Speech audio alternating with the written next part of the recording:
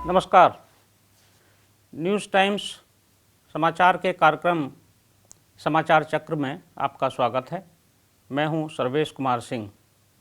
समाचार चक्र में चर्चा करेंगे प्रमुख खबरों की और संपादकीय टिप्पणी की।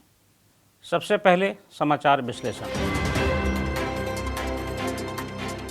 आज समाचार विश्लेषण में चर्चा करते हैं प्रधानमंत्री नरेंद्र मोदी के कलकत्ता में दिए गए भाषण की। कोलकाता में प्रधानमंत्री नरेंद्र मोदी ने कल चुनावी रैली को संबोधित किया।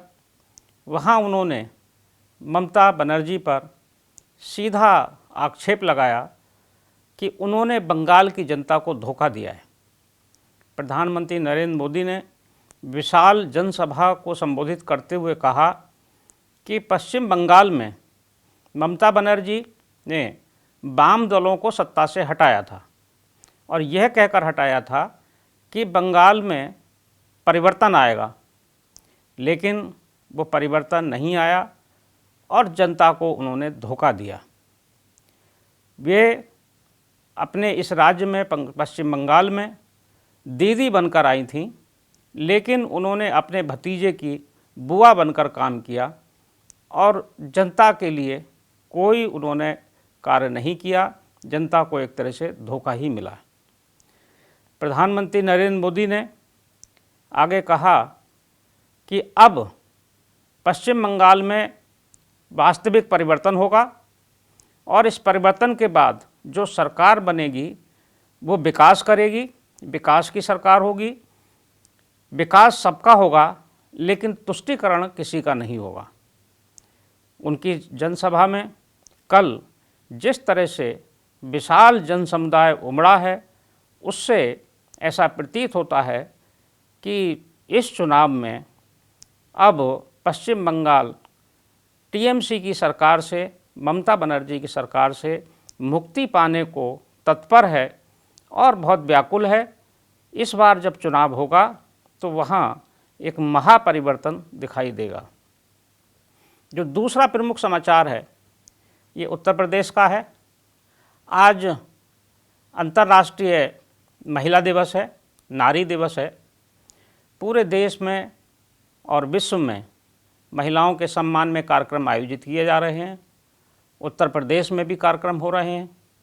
वैसे तो अंतर्राष्ट्रीय महिला दिवस ये मनाना शुरू हुआ है जब एक विदेश से 1908 से ये मनाना शुरू हुआ है, लेकिन हमारे देश में, भारत में सनातन रूप से महिलाओं को पूजा जाता है। एक तरह से यहाँ तो हम लोग 7 दिन का महिला दिवस मनाते हैं, 9 दिन का मनाते हैं। एक दिन अंतर्राष्ट्रीय महिला दिवस होता है 8 मार्च को, लेकिन भारतीय परंपरा में हम लोग 9 दिन लगातार नवरात्र में कन्या पूजते हैं, कन्याओं का पूजन करते हैं, उनके प्रति आदर व्यक्त करते हैं और ये हम संकल्प भी लेते हैं कि महिलाओं के सम्मान के लिए, उनके स्वाभिमान, उनकी रक्षा के लिए और उनसे शक्ति प्राप्त करने के लिए भी हम देवी रूप में उनको 9 दिन तक पूजते हैं और शक्ति की आराधना करते हैं, शक्ति प्राप्त करते हैं। तो हमारे जो परंपरा है, भारतीय परंपरा है, भारतीय चिंतन है, उसमें तो नारी सम्मान सर्वोपरि है। लेकिन उत्तर प्रदेश में इसको अंतर्राष्ट्रीय महिला दिवस के रूप में आज मनाते हुए यह घोषणा की गई है कि अब उत्तर प्रदेश में ग्रामीण क्षेत्र में भी महिला थाने खुलेंगे। पहला महिला थाना लखनऊ राजधानी जनपद के गांव में, ग्रामीण क्षेत्र में खुलेगा। इसके अलावा जो 18 रेंज हैं, उन सभी रेंजों में महिला पुलिस चौकियां स्थापित होंगी, महिलाओं के लिए परामर्श केंद्र होंगे। इसके अलावा भी कई अन्य योजनाओं को क्रियान्वयन किया जा रहा है उत्तर प्रदेश में। योगी आदित्यनाथ सरकार ने महिलाओं के सम्मान के लिए सबसे पहले प्रयास शुरू किया और मिशन शक्ति के नाम से पूरा एक अभियान शुरू किया है। आज इस मिशन शक्ति का भी दूसरा चरण शुरू होने जा रहा है। ये 2 आज के प्रमुख समाचार हैं जिन पर हमने चर्चा की है। अब संपादकीय चर्चा करते हैं। संपादकीय चर्चा में देखेंगे चारों समाचार पत्रों के संपादकीय, अमर उजाला, दैनिक जागरण, हिंदुस्तान और नवभारत टाइम्स के संपादकीय। किन विषयों पर इन्होंने संपादकीय दिया है। सबसे पहले देखते हैं अमर उजाला। अमर उजाला का संपादकीय है कोलकाता में मोदी।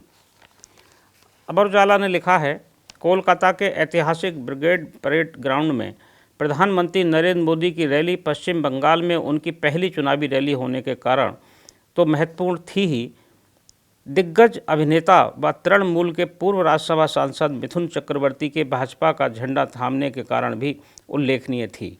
नरेंद्र मोदी के साथ मंच पर कुछ और महत्वपूर्ण चेहरों की मौजूदगी के दावे भले सच नहीं हुए, लेकिन प्रधानमंत्री ने अपने भाषण के जरिए पश्चिम बंगाल में भाजपा का चुनावी एजेंडा जरूर सेट कर दिया।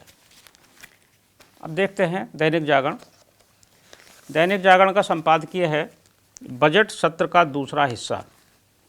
दैनिक जागरण ने लिखा है, बजट सत्र के दूसरे चरण में अच्छी खासी राजनीतिक गहमागहमी देखने को मिल सकती है, क्योंकि एक तो विपक्षी दलों के परोक्ष प्रत्यक्ष समर्थन से कृषि कानून विरोधी आंदोलन जारी है और दूसरे कई राज्यों के विधानसभा चुनाव होने जा रहे हैं। इसके चलते संसद में हंगामा होने के आसार हैं। हिंदुस्तान देखते हैं। हिंदुस्तान का संपादकीय है चांद की सैर। हिंदुस्तान ने लिखा है, चांद हम इंसानों के लिए न केवल गहरे लगाव बल्कि रोमांच का भी विषय है। आमतौर पर वैज्ञानिक और अंतरिक्ष यात्री ही बहुत प्रशिक्षण के बाद चांद तक पहुंच पाते हैं, बाकी लोगों के लिए ऐसी कोई गुंजाइश ही नहीं रहती। नवभारत टाइम्स देखते हैं। नवभारत टाइम्स का संपादकीय है कारोबार की नेता स्त्रियां।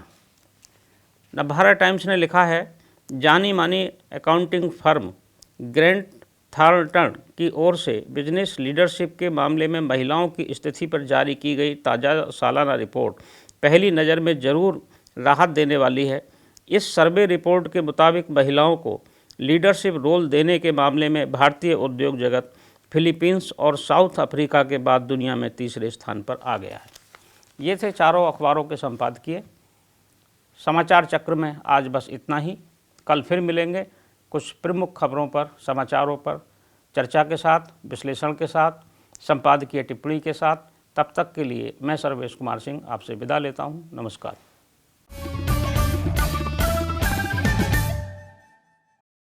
सब्सक्राइब करें हमारे YouTube चैनल को और हर अपडेट पाने के लिए बेल आइकन को दबाएं।